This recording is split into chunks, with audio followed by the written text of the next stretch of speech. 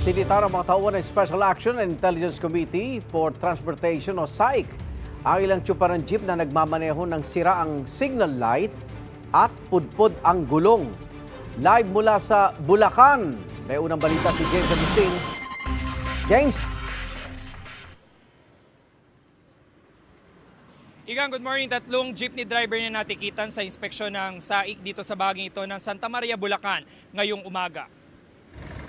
Magkakasunod ang mga pampasaherong jeep na pinara ng Special Action and Intelligence Committee for Transportation o SAIC sa North Sagaray, Santa Maria Road na bahagi ng Barangay Guyong. Ang isang jeep na patungong may kawayan, depektibo ang brake light at signal light. Wala rin maipakitang ORCR ang driver na tumanggi magbigay ng pahayag. Bumaba na lang ang mga pasahero at lumipat ang mga sasakyan. Pinara rin ng isang jeep na sira ang signal light. Sabi ng driver, hindi niya napansin ito dahil madalang naman siyang bumiyahe. Habang ang isang jeep ay pudpod ng dalawang gulong at expired ang ORCR. Kinumpiska ang lisensya ng mga natikitang driver at pinatanggal ang mga plaka ng mga sasakyan.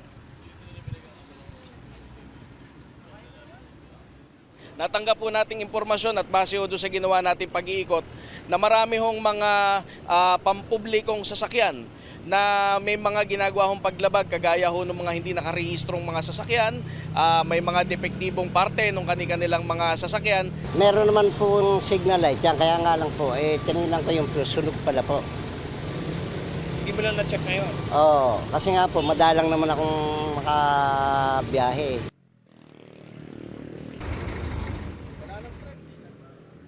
Samantala, Igan, dagdag dun sa mga natikitang mga jeepney driver ay meron pa tayong mga 8 motorcycle riders na natikitan din dahil walang suot na helmet yung rider o di kaya naman yung angkas. Yan ang unang balita mula dito sa bayan ng Santa Maria sa Bulacan. Ako po si James Agustin para sa GMA Integrated News. Igan, mauna ka sa mga balita, mag-subscribe na sa GMA Integrated News sa YouTube para sa iba't ibang ulat sa ating bansa.